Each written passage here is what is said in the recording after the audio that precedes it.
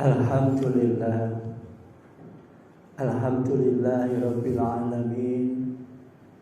Huwallazi khalaqal mauta wal hayata liyabluwakum ayyukum ahsanu amalan.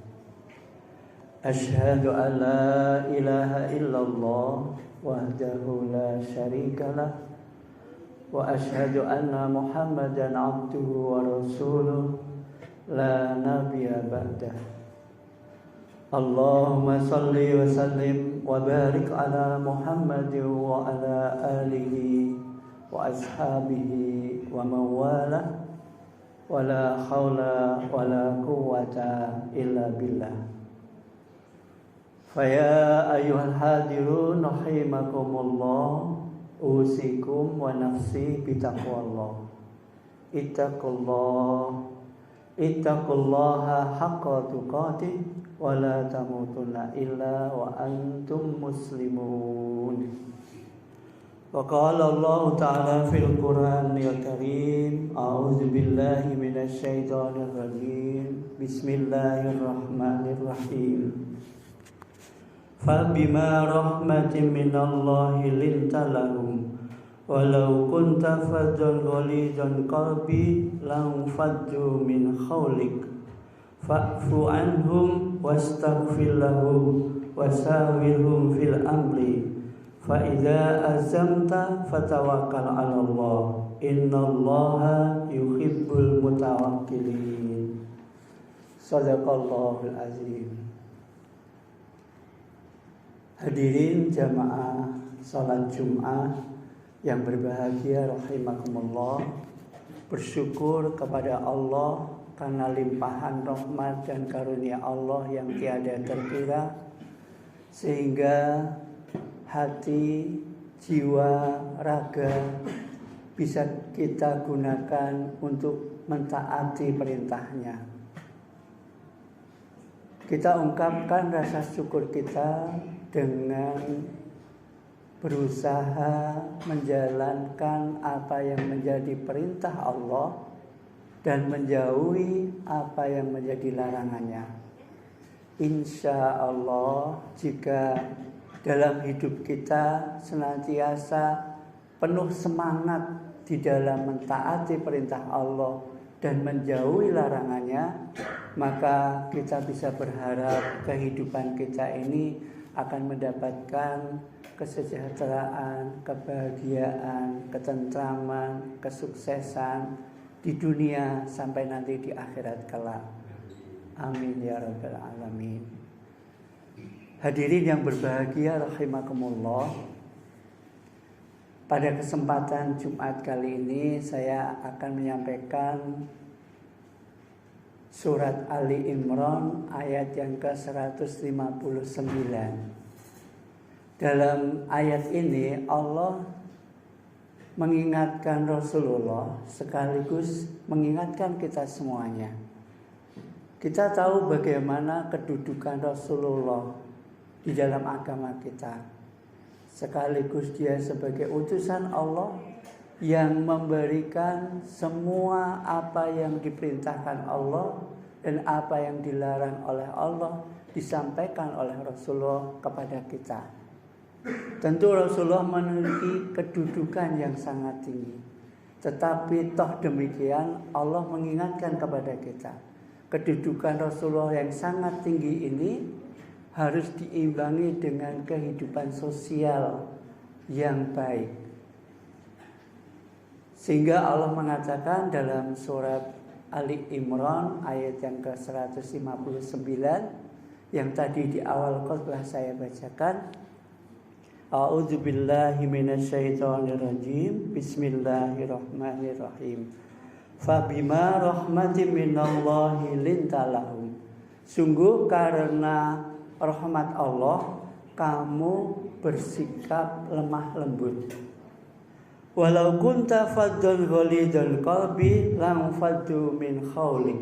Seandainya kamu Muhammad bertindak keras dan berhati yang keras, maka sungguh mereka akan meninggalkanmu. Ini peringatan Allah yang pertama.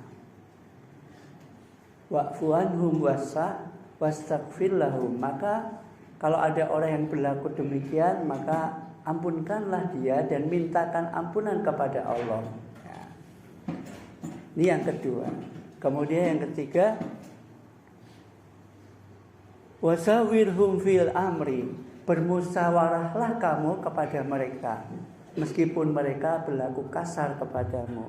Fa iza azamta fatawakal 'ala Allah. Dan apabila kamu telah mencapai kesepakatan, maka bertawakallah kamu kepada Allah. Innallaha la yuhibbul mutawakkilin. Sesungguhnya Allah mencintai orang-orang yang bertawakal kepadanya.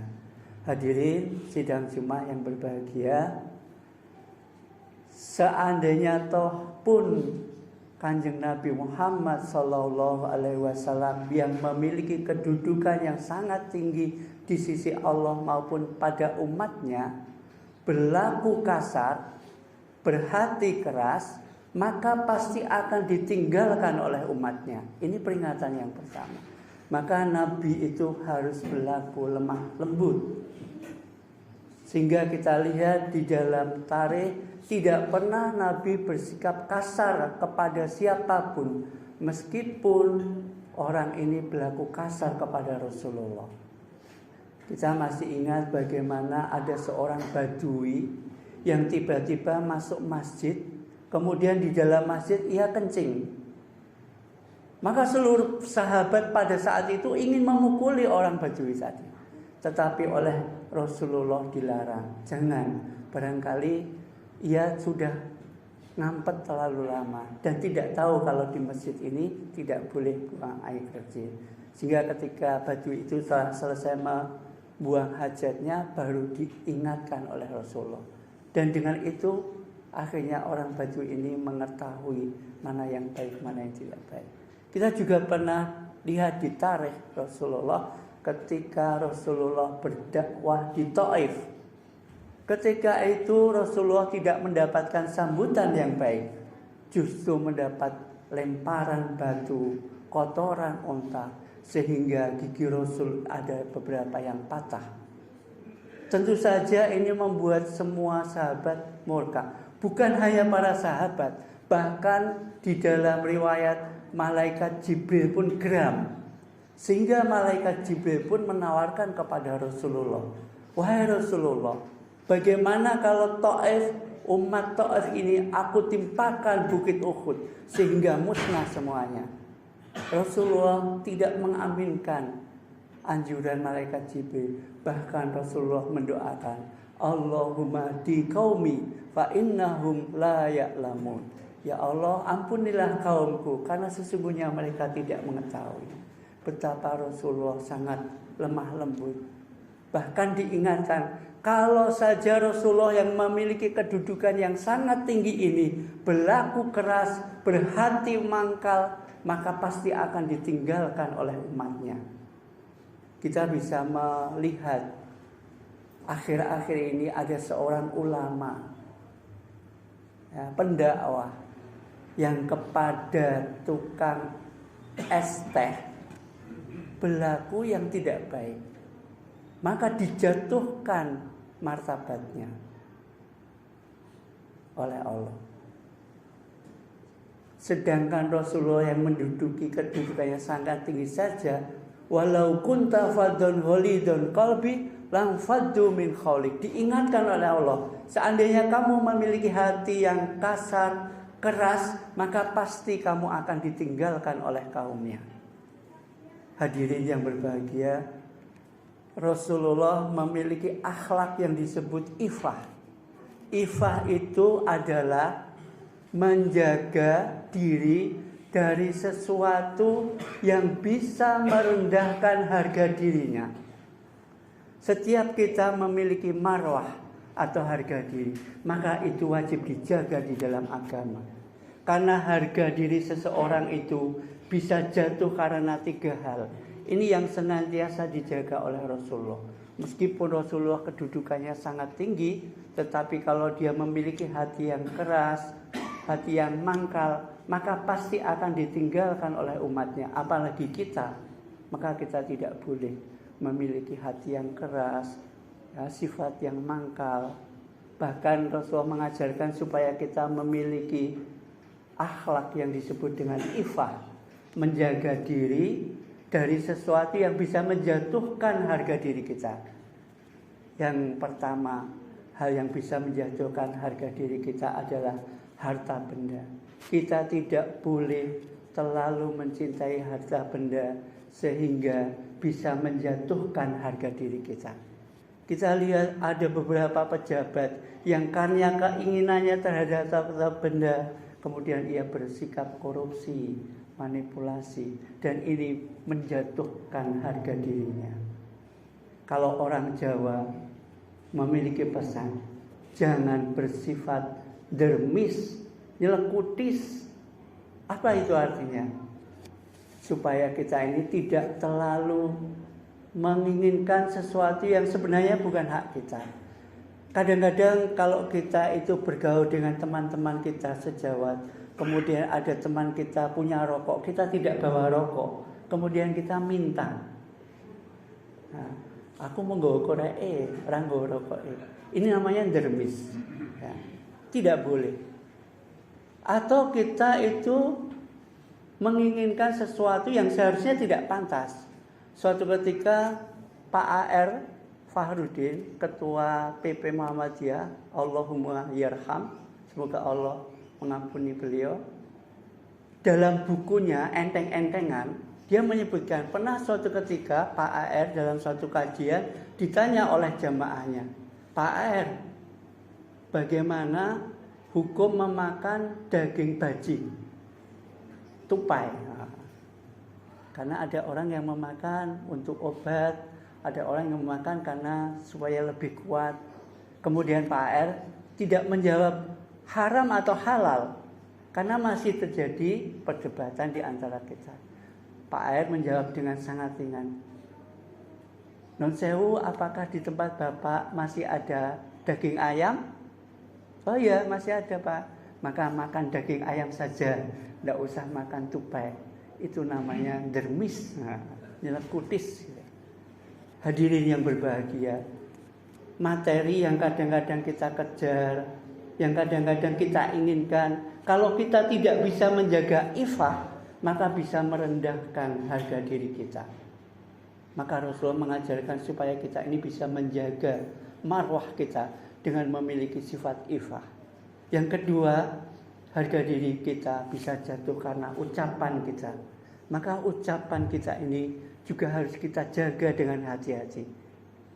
Bagaimana seorang pendakwah yang sudah tarifnya sangat tinggi, umatnya sangat banyak, bisa jatuh gara-gara ucapan yang sepele. Tidak hanya itu, kadang-kadang lisan kita ini mengucap janji, yang janji itu tidak kita penuhi. Ini juga bisa menjatuhkan harga diri kita. Rasulullah tidak pernah berjanji yang dia tidak bisa penuhi. Yang kadang-kadang janji kita ini sangat mudah kita ucapkan. Apalagi kalau kita dalam pemilu, pilkada, maka janji itu bisa menjadi berat. Sebagaimana sekarang Pak Prabowo ingin mewujudkan janjinya, memberikan makan siang kepada penduduk Indonesia yang masih usia sekolah. Tetapi ketika dihitung, biayanya sangat banyak. Ini sulit dipenuhi oleh APBN kita.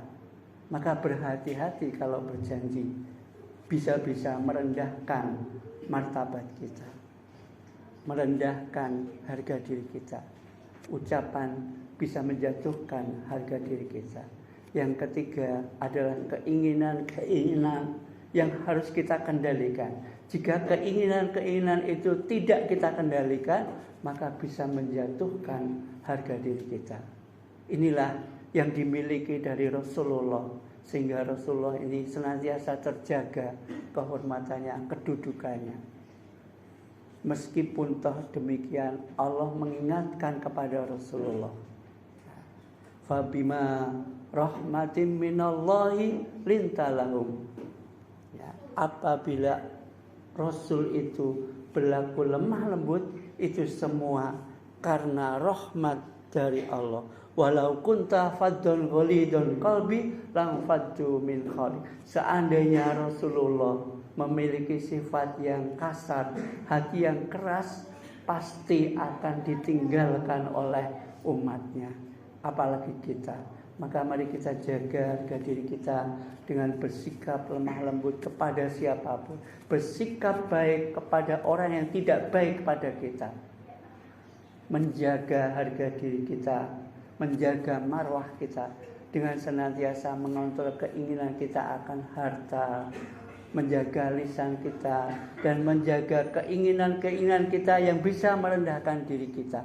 Contohnya keinginan nafsu syahwat yang tidak disalurkan pada tempatnya, memandang wanita yang bukan muhrimnya, ya, bercanda kepada wanita yang bukan haknya, berlebihan. Ini semua bisa menjatuhkan harga diri kita.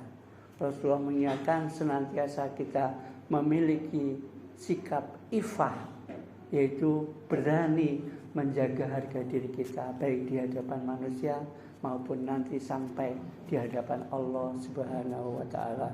Inilah insya Allah yang akan menyelamatkan kita di kehidupan di dunia ini sampai nanti di akhirat. Barakallahu li wa lakum fil Qur'anil azim wa nafa'ani wa iyyakum bima fihi minal ayati wa zikril hakim wa taqabbala minni wa minkum tilawatahu fastaghfiruhu innahu huwal ghafurur rahim.